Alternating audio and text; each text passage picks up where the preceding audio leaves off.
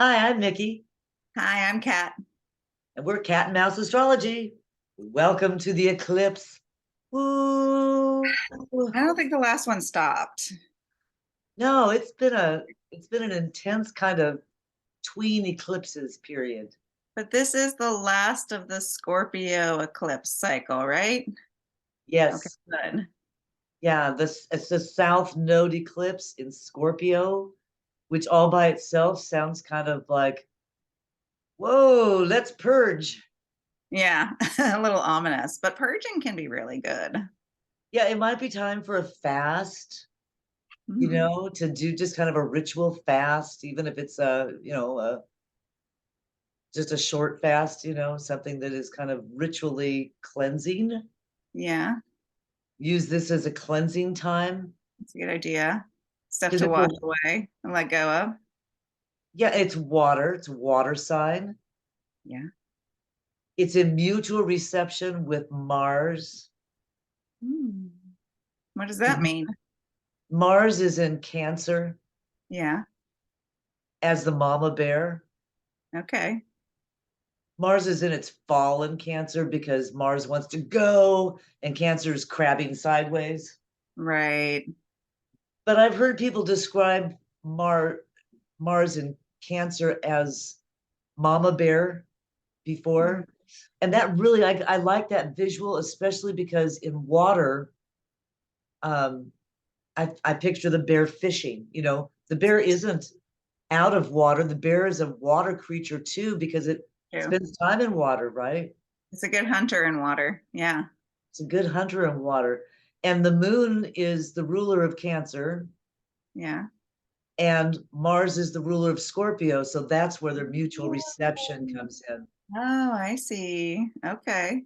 But the moon is in its fall in its detriment in Scorpio, and Mars is in its fall in Cancer. Oh, So they're both kind of like I heard. I think it was Alan or um, get his name wrong. It was an astrologer that I watched sometime, Nightlight Astrology, and he was talking about this being kind of like two drunk friends helping each other home,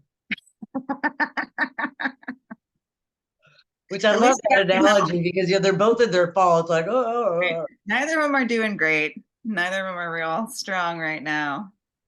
The But they moon are or supporting Mars, each other. but they are supporting each other. That's a good lesson right there. And we're done. Right. Exactly. Exactly. So it's kind of it's a just right there, it's this moon has a really interesting feel to it. It's such a watery letting go with the south node there, and it's opposite Uranus. Oh, So it's maybe an unexpected letting go. right. Or some sort of upheaval. You weren't planning on it. Right. And it may be something that you maybe isn't completely um maybe something that is coming, but you don't know when, that sort of thing. Oh, I mean, I don't, because Uranus is always often described as like lightning. right. When the storm hits, it's storming. Yeah, There's a possibility of lightning, but you have no idea where it's going to strike. right.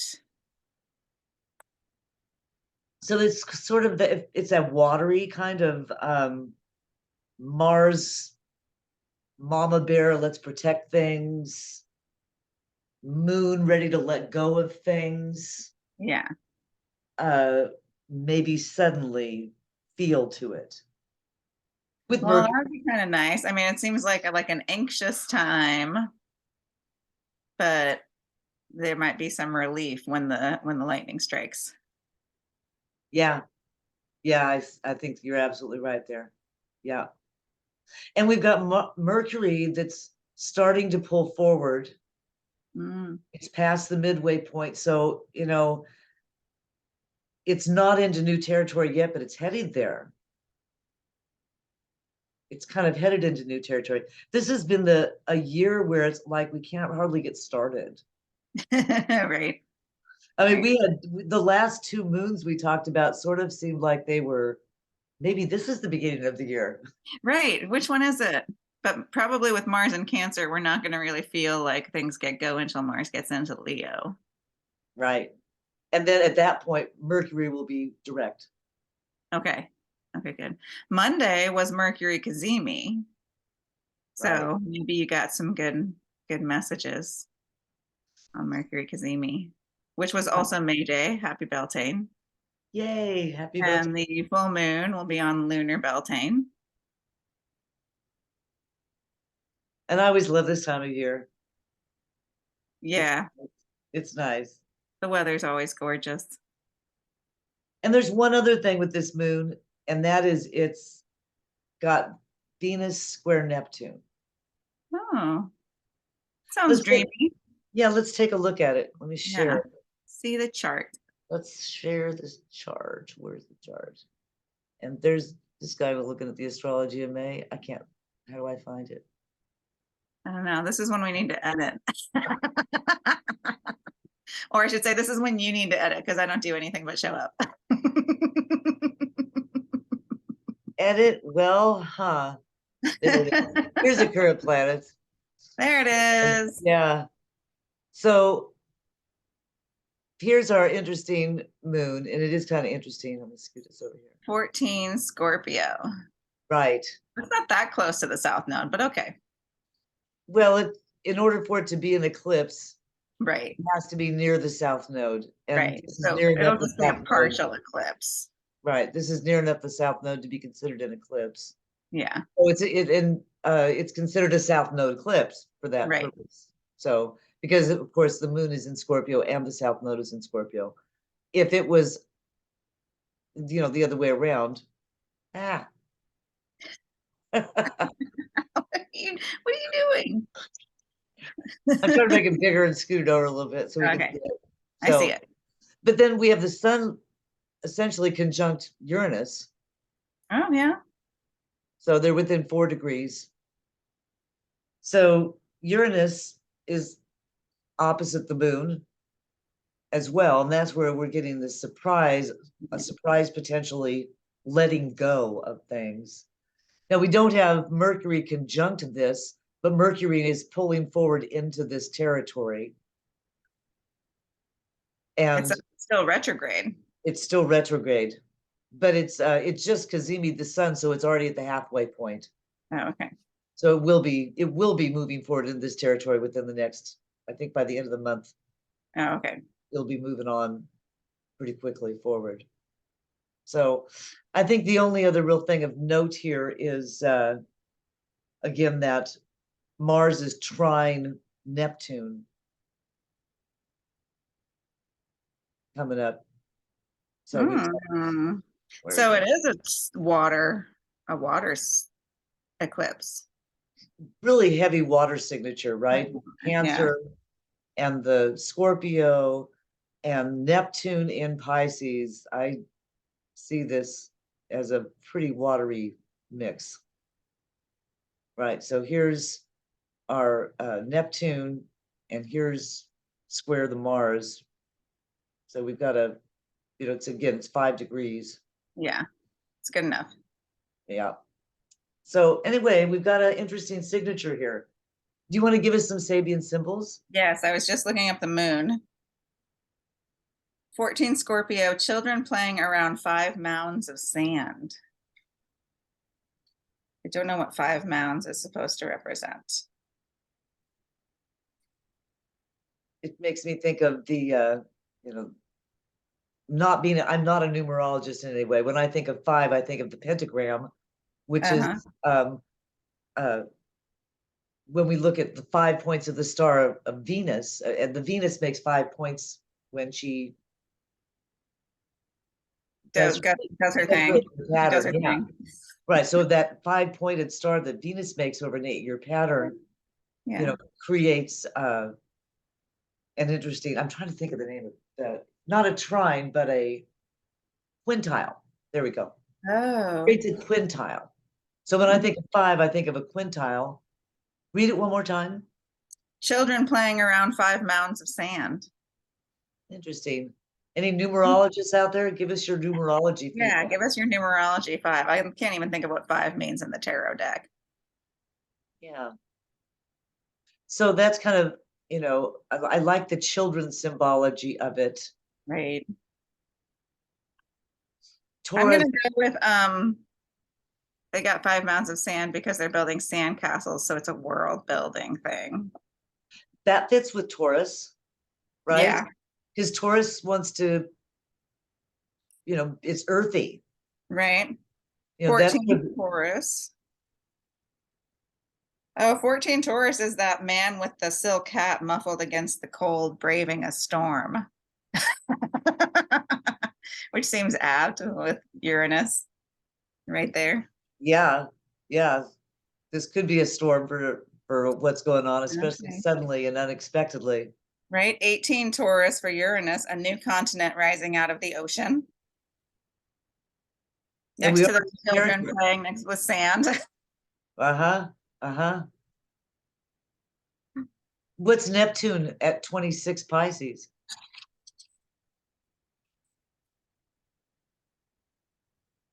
A harvest moon illuminates the sky. A harvest moon. A harvest moon. Huh. That's Well, interesting too. What do we let go of before we do our harvest? yeah. What do we let go of to make room for the harvest? Maybe some separating of wheat and chaff. Yeah, there you go. And how Harvest about Mars at fire. 20? Sorry. Go ahead. What about Mars at 21? 21 Cancer.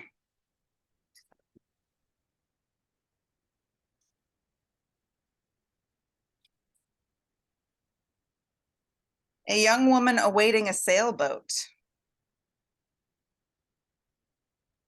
So we've got children on the, I'm assuming the sand is on the shore. Makes A sense. woman waiting for a sailboat, a continent rising out of the ocean.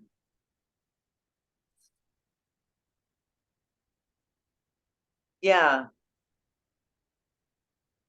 Yeah, it's a very watery time of emergence. Yes. Yes. It's Emergence. the only real earth in here is the sun in Taurus. We have the changeableness of course, Uranus and Mercury in Taurus. Those are creating some groundedness to this moon. But So it is mostly watery. I'm sorry. It is mostly watery. Even the symbols are watery. Yeah, even the symbols are watery, and it feels like the Taurian part of it is much more of an island. So maybe those 5 mounds of sands are like islands. Yeah. And what Earth there is a stormy one, Right. stormy, tumultuous one. Uh-huh. It's tricky. It's a It tricky feels- moon. It's a changeable thing. I mean, it's just like you feel um the wind changing, Mm-hmm. but in this case it's the water changing, like maybe churning like a whirlpool. Yeah, churning. A churning whirlpool seems like a great place to get rid of some things and let them be carried down to the bottom where they Uh-huh. can decompose because you don't need them anymore. Right.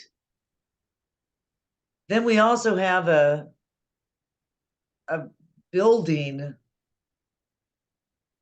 T-square. Oh, And this is heavy.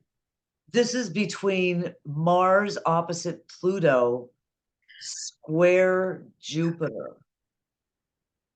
So Mars is going to move into position here over the next week, week and a half.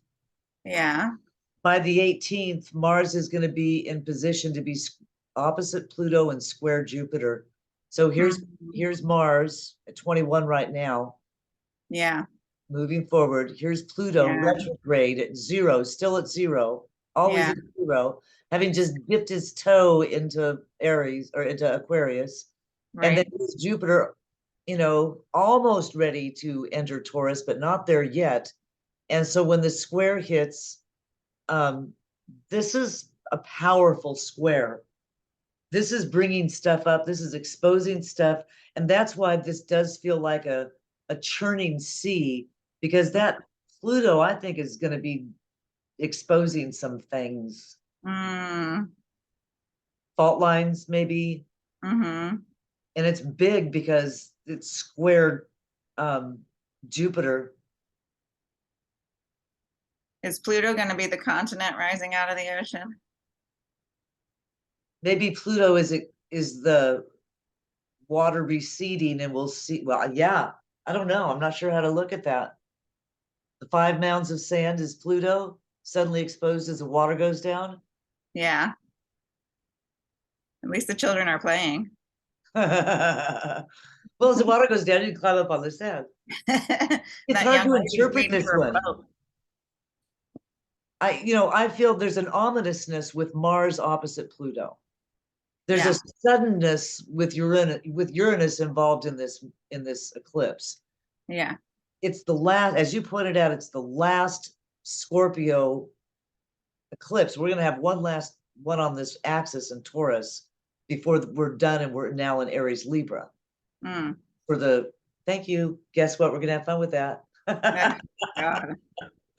But, Tired of Aries Libra axis. Tired of it. So right now, this is a letting go while we wait for some change that's going to help to take us to a different place, take the Right. in a new direction. Right. You just got to muffle yourself against the storm. Just got to muffle yourself against the storm. That's right. What else do you see in this moon? I mean, that trine between Mars and Neptune is pretty interesting. I'm going to look up Neptune. Did I do that yet? I think so, but do it again. Oh, yeah, it's the harvest moon. Okay. The harvest moon. Yeah. See, that in a culminating to, that's at the end of Pisces, the last sign of the zodiac, represents a harvesting of sorts. I can feel Mhm. that. So Mhm. somehow we are harvesting while we're letting go. Yeah. Digging something up that maybe it's more like a digging for gold. Oh. It feels more like a letting go.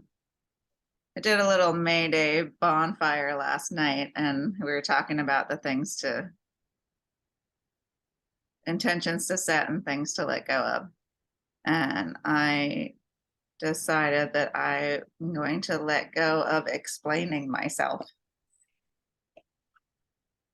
That's a good one to let go of. Yeah, that fits with these symbols. Seems like a Scorpio thing, an 8th house thing, other people's business. Other people aren't my business. My business is another people's business. Right. And so it really has a lot to do with, where Scorpio is in your chart. If this is a 1st house moon, you may be having to let go of something that's more personal and personality, or, something actually, some mask that you've been wearing. The mask you've been wearing now, that'd be a good thing it's like a first house Scorpio thing. Right. But if it's like 2nd house, then it's maybe a money thing, letting go of a money source, or something of value. Mm-hmm. So, and if it's a 3rd house, then it's maybe a sibling, or a relationship with a friendship, or letting go of tension or issues with siblings, or neighbors or something. Yeah. There's a letting go here, wherever Scorpio is, whatever house it is in. But that doesn't mean it's a letting go everywhere, because there's a harvesting. That's right. Available in the Pisces area of your life. Right. Now, I heard, just quickly, I'll mention, Rick Levine pointed out that here Pluto as a representative of a generation, because has a 20+ year cycle. Right. And it's going to go back and forth, balancing on these few points between, 28 Capricorn and 2 or 3 Aquarius for a long time until Yeah, 2025. Oops. And then you're fine. anyway, Pluto represents an age and an era. Pluto, the term plutocracy. Pluto Mhm. meaning those people that get their wealth from digging gold or silver or extracting minerals and oil and such from the earth. Oil, The extractive people, extractive people, the plutocracy, the super duper rich, the mother and frackers. the mother frackers. And this is moving, Pluto is moving out of the place of government into the place of the people, but it's going to take a while to get there. Yeah, And while it happens, the plutocracy is probably going to be doing everything they can to hang on to the governmental reins right. and hang on to control and hang on to their resources, their oil, everything they can hang on to in those extractive ways before we, the people, take it away. That's right. Here it comes. Here it Thanks, comes. Uranus. Yeah, here's some long-term thinking about this. And with Mars opposite Pluto, coming into Mars opposite Pluto with Jupiter square that, this could be a tough time for those in the plutocracy over the next couple of years. So I hope so. from a larger perspective, we individually think about what we need to let go of and how we need to harvest. And I'm sure there's a harvest for those in the plutocracy as well that may be an emotional harvest. Mm. I'd say we make it hard for them. I'm with you on this. I think we should assist this process in happening. It's Right. obviously necessary. Happy May Day. Happy May Day. Workers, witches of the world unite. That's right. And happy full moon eclipse in Scorpio. Full moon eclipse in Scorpio. Oh, Dig deep, see what you can let go of, see where you can find the harvest. wash it away. Wash it away. Wash it away. Sail off on a new boat, That's right. new lands. That's right. Look for one of those 5 islands. They're there. And play. Don't forget to play. And don't forget to play. All right, see you guys on the next moon. Bye. Bye.